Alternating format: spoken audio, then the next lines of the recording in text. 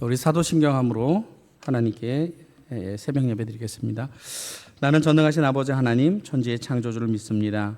나는 그의 유일하신 아들 우리 주 예수 그리스도를 믿습니다. 그는 성령으로 잉태되어 동정녀 마리아에게 나시고 본디오 빌라도에게 고난을 받아 십자가에 못 박혀 죽으시고 장사된 지 사흘 만에 죽은 자 가운데서 다시 살아나셨으며 하늘에 오르셔 전능하신 아버지 하나님 우편에 앉아 계시다가 거기로부터 살아있는 자와 죽은 자를 심판하러 오십니다. 나는 성령을 믿으며 거룩한 공교회와 성도의 교제와 죄를 용서받는 것과 몸의 부활과 영생을 믿습니다. 아멘. 찬송가는 351장입니다. 찬송가 351장.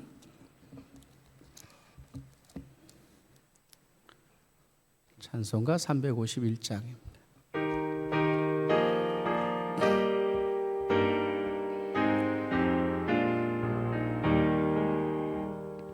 믿는 사람들은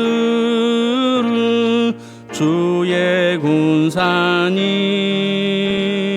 앞서가신 주를 따라갑시다.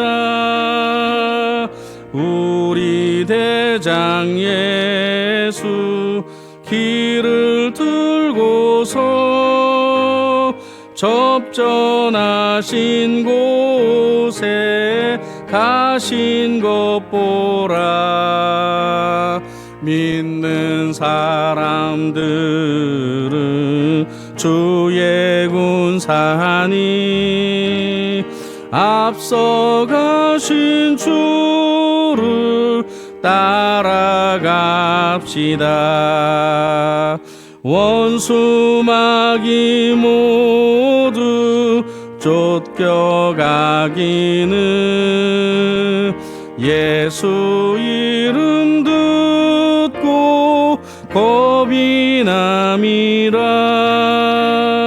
우리 찬송 듣고 지옥 떨리니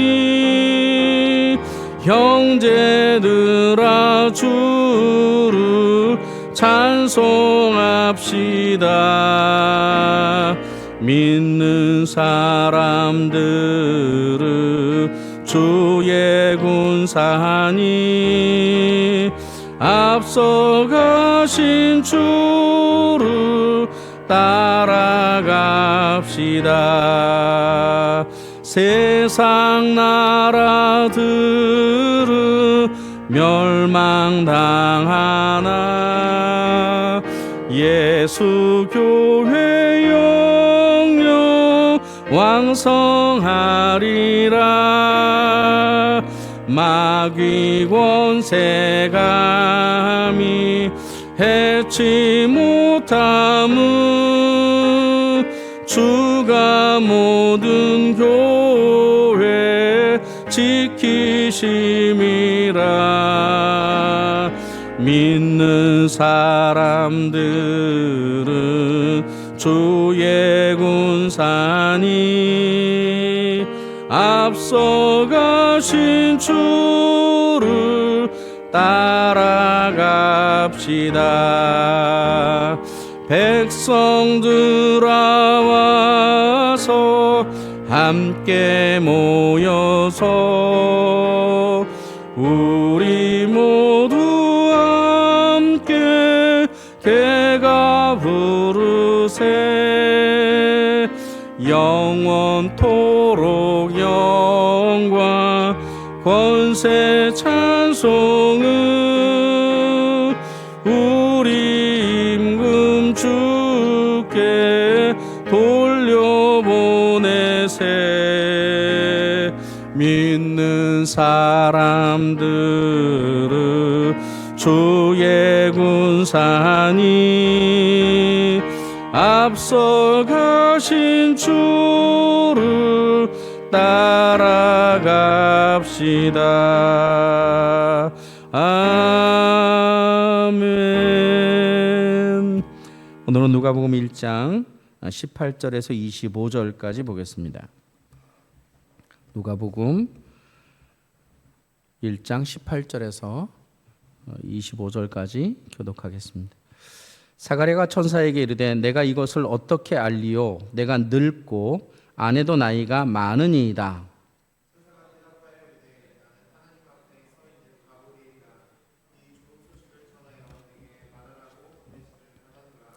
보라, 이 일이 되는 날까지 내가 말 못하는 자가 되어 능히 말을 못하리니 이는 내가 내 말을 믿지 아니하거니와 때가 이르면 내 말이 이루어지리라 하더라.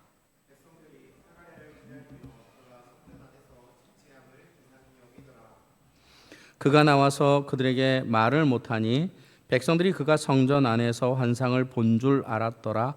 그가 몸짓으로 뜻을 표시하며 그냥 말 못하는 대로 있더라. 그 이후에 그의 아내 엘리사벳이 잉태하고 5달 동안 숨어 있으며 이르되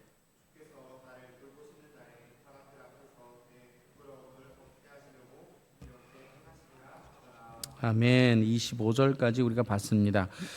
어제는 사가랴가 자기의 제사장 직분을 감당하기 위해서 예루살렘에 올라가 제사를 집례하는 중에 천사를 만나게 됐고 그 천사가 그의 아내와 함께 하나님께 오랫도록 기도했던 기도를 듣고 그리고 요한이라고 하는 그 이름에 예수님의 사역을 미리 예비하는 주님의 제자를 보낸다 이런 응답을 받았죠.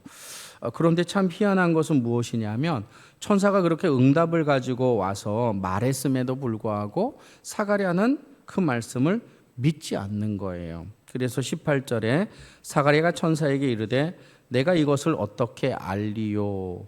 내가 늙고 아내도 나이가 많다라고 이야기하는 겁니다. 그 말을 들었던 천사는 그 이름이 가브리엘이었는데 19절에 보니까 천사가 대답하여 이르되 나는 하나님 앞에 서 있는 가브리엘이라 이 좋은 소식을 전하여 내게 말하라고 보내심을 받았다라는 거예요. 그러니까 사가랴에게 하나님이 응답하신 그 소식은 사가랴에게 좋은 소식이었던 거죠. 그런데 사가랴는 그 천사를 보고 천사의 음성을 듣고도 그가 믿지 못한다라고 하는 겁니다. 그랬더니 이 가브리엘이 사가랴에게 벙어리가 되도록 합니다. 20절에 보니까 보라, 이 일이 되는 날까지 내가 말 못하는 자가 되어 능히 말을 못하리라.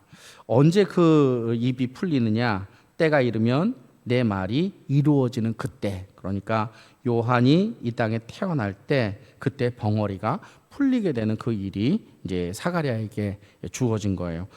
그가 아마도 당황했던 것 같지요. 갑자기 말이 안 되니까 성전에서 조금 늦게 나왔어요. 그래서 사람들은 그것을 이상히 여기고 정말 봤더니 나와서 말을 못 하는 거예요. 말을 못. 집으로 직무의 날이 끝나서 집으로 돌아갔어요. 엘리사벳도 얼마나 깜짝 놀랐을까? 제사장이 직무를 감당하기 위해 올라갈 때는 말을 했는데 집에 내려와서는 말을 못하는 거예요. 24절에 보니까 이후에 그의 아내 엘리사벳이 잉태하고 5달 동안 숨어 있었다 그랬어요. 아마도 숨어 있었던 그 이유는 18절에 사가랴가 천사에게 이르되 내가 이것을 어떻게 알리요? 내가 늙고 아내도 나이가 많았다라고 하는 것을 볼 때에 아마도 임신의 때가 지나간 그들에게 아이가 생겨 배가 불러오는 것이 아마도 남들에게 좀 부끄러웠던 것 같아요. 근데 그럼에도 불구하고 자녀가 없는 것은 창피했던 거예요. 오늘 25절에 주께서 나를 돌보시는 날에 사람들 앞에서 내 부끄러움을 없게 하시려고 이렇게 행하셨다. 6개월이 됐을 때 물론 이제 마리아와 만나는 그때가 되는데 어쨌든 오늘 본문 가운데에서는 그가 오랫동안 기도했던 기도의 응답을 믿지 못하는 거예요. 제가 이 본문을 묵상하면서 믿음이란 뭘까라고 믿음이란 뭘까? 우리가 믿음으로 산다라고 하는 것은 무엇을 말하는가에 대해서 한번 생각해 보려고 해요. 오늘 18절 첫 번째는 이겁니다. 18절 사가랴가 천사에게 이르되 내가 이것을 어떻게 알리요? 내가 늙고 아내도 나이가 많으니이다 라고 말하므로 사실 믿음은 허황될 수도 있긴 하지만 분명한 사실은 무엇이냐면 자신의 한계를 뛰어넘는 게 믿음인 것은 분명한 거예요. 그래서 히브리서 11장 1절에서도 보이지 않는 것들을 보고 살아가는 것이 믿음이다 그래서, 그러면 어찌 보면 때로는 허황 때 보일 수도 있어요. 그럼에도 불구하고 믿음을 가지고 산다라고 하는 것은 자신을 보는 게 아니라 자신에게 말씀하신 하나님을 보는 것이 아닐까. 그렇게 우리가 살아갈 때 자신의 한계를 뛰어넘어 믿음으로 살아갈 수 있지 않을까. 이게 첫 번째 교훈입니다.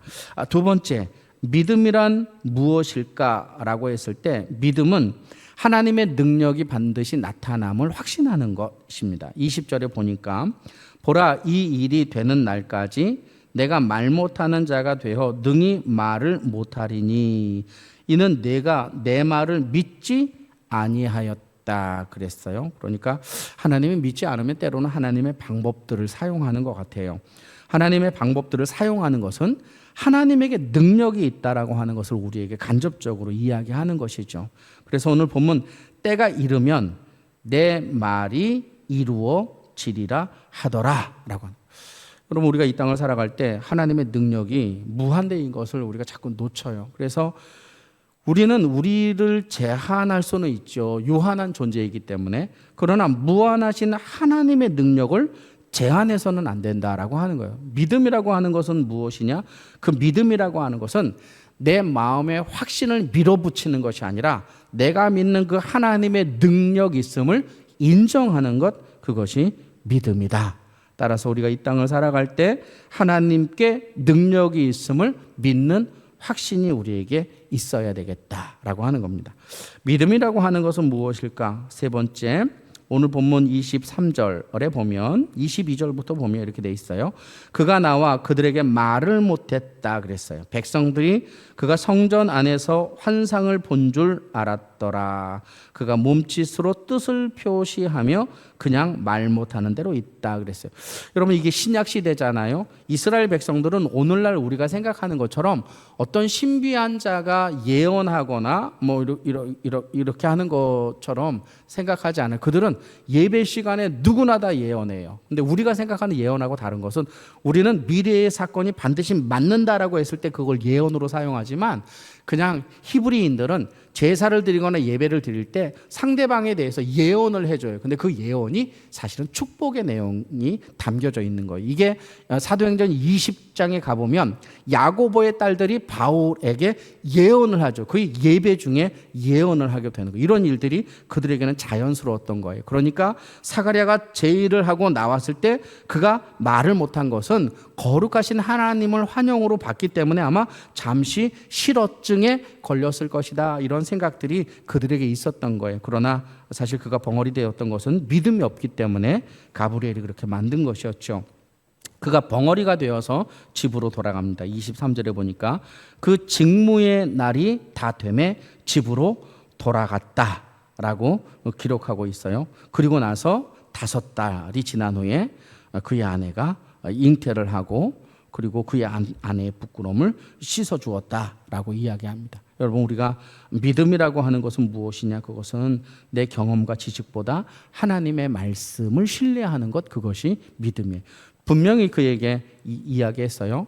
내가 내게 요한을 주리라. 그럼에도 불구하고 그가 하나님의 말씀을 믿지 않으므로 벙어리가 되었고, 벙어리 된 채로 돌아왔죠. 하나님이 그렇게 말씀하신 대로 엘리사벳은 잉태하게 되었다라고 하는 겁니다. 우리는 성경을 읽고 성경을 믿지요. 그런데 어쩌면 읽기는 잘하는 것 같지만 그 말씀을 믿는 데까지는 좀 못 미치지 않나, 이런 생각합니다. 우리의 경험이나 우리의 지식을 뛰어넘어 하나님의 말씀을 신뢰하는 것, 그것이 우리의 믿음인 줄로 알고 오늘도 믿음 안에서 저와 여러분 승리하기를 간절히 소망합니다. 이 시간 함께 기도합시다. 주여, 내가 말씀을 믿고 승리할 수 있게 해주시옵소서. 기도합시다. 전능하신 아버지, 우리가 이 땅을 살아갈 때 사가랴가 분명히 기도했고 하나님이 그에게 응답을 주셨지만 그는 가브리엘의 이야기를 듣고 믿지 못했습니다. 그는 나도 늙었고 아내도 늙었다라고 말하였습니다.